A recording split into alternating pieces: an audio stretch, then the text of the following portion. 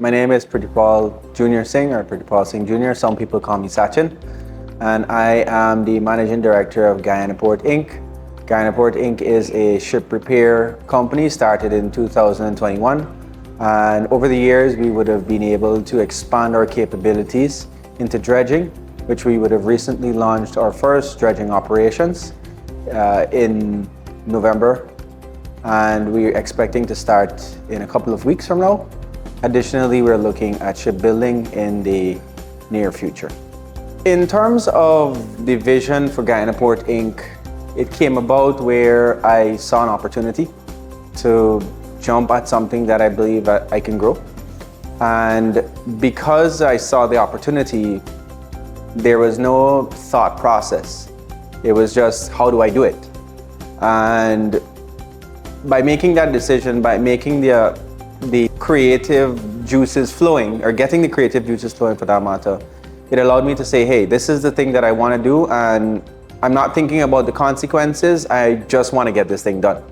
And being part of that process, becoming an entrepreneur, because I've been with my dad for almost 11 years at our family business. And the core of that business was actually manufacturing. Spinning out of manufacturing into us being a service provider was definitely a learning experience.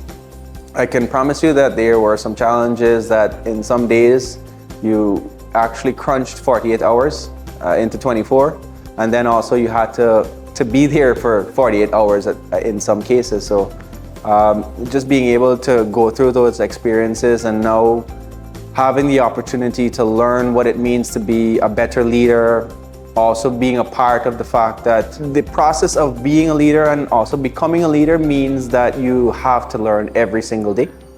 And embracing the notion of learning every day and keeping at the top of your mind that learning is a continuous process and it changes.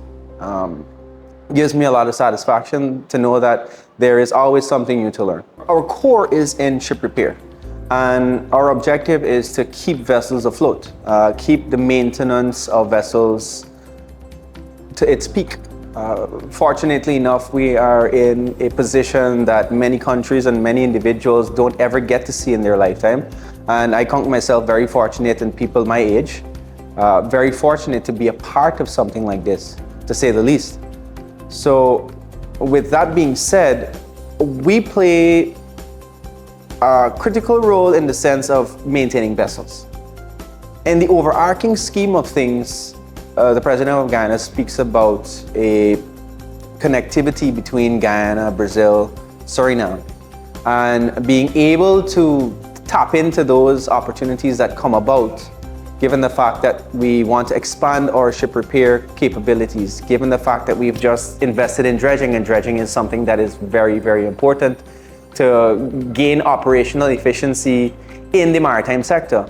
And it gives Guyana the opportunity as well to compete on a larger scale, meaning that it will allow goods and services to be delivered at a better price, gives us the opportunity to create the value chain for what is to come to Guyana, and also to develop it on a scale that is next to any first world country. I probably want to take a step back from that position and say that I was also a client of a dredging company, and understanding what it took for me to deliver my service to my clients drove me to the decision of, hey, let's get our own dredge. And because I understood what the pain points are and the efficiency of the dredge by asking the right questions to the existing owners that potentially are here right now, it allowed me to also choose the right type of equipment to give me a more efficient service, to reduce the timeline. Because in this world that we are living now, everything in less time means more money. And because that is the case, it allowed me to now say to myself, hey, this is a direction that I think we should, the direction I think we should go. And what are the steps that we need to take to secure financing, to secure the right people, to understand the people that we're buying from, what level of support that those people can provide to us, And then how do we map this out to scale it to an astronomical level? Not just Guyana, worldwide. One of the biggest things that I said to my team was, if we had to get everything wrong, let's do it now. Because there's no sense of building a massive building on a weak foundation. And by being able to do that, making the mistakes, correcting them, making more mistakes, making sure that those are not the same mistakes, by the way, and continue correcting them and learning from the experiences, being a better leader, being a very good coach, asking the right questions, making sure that you can spot talent and know that these people have the potential to grow, are all things that make up the capacity of building a good company. And then to be able to become a great company is how you scale it. So it's just laying one brick at a time, and those bricks have symbolic meaning to whatever faculty that drives change. I think you did mention as well, in terms of quality, we also went after ISO 9001, 45001. So those are some of the frameworks that we've put in place to drive that level of quality and that level of service. I mean, we are not the most perfect company. We have our own troubles, our own struggles. And the most important part that I really communicate to my team is that if we make a mistake, fix that problem, find a solution. Where did it come from, and how do we stop it from happening in the future? In terms of being part of the Who's Who in Guyana, I thought that it would have been interesting to be part of something that is not showcasing my business, or be part of something that is actually showcasing my business, for that matter, because it hasn't been done before. And it's nice that because of my company being more B2B or B2G, business to government, it allows me to become recognized.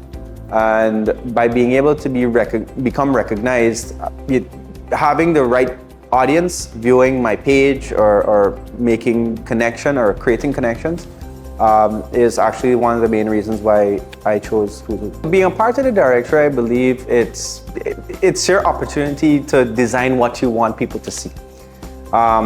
Whether you're in digital marketing or traditional marketing, whatever, if you want to put a barcode there or whatever it is that you want to do with your space that you acquire, I think it's most ideal to that individual, and it speaks to the type of audience that you want to speak to.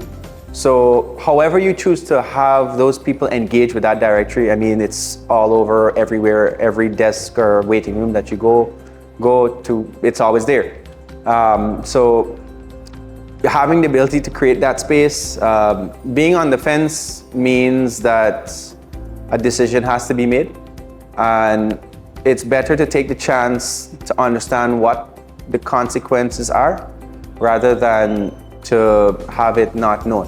What I want to have happen is people see Guyana Port Inc. as a transformational company. That's specifically one of the reasons why we chose to have ourselves positioned in very technical spaces, and because of the level of technicality, the level of capital required, I think being able to be a transformational business within Guyana and more so the world, it allows us to be more of a trendsetter rather than a follower.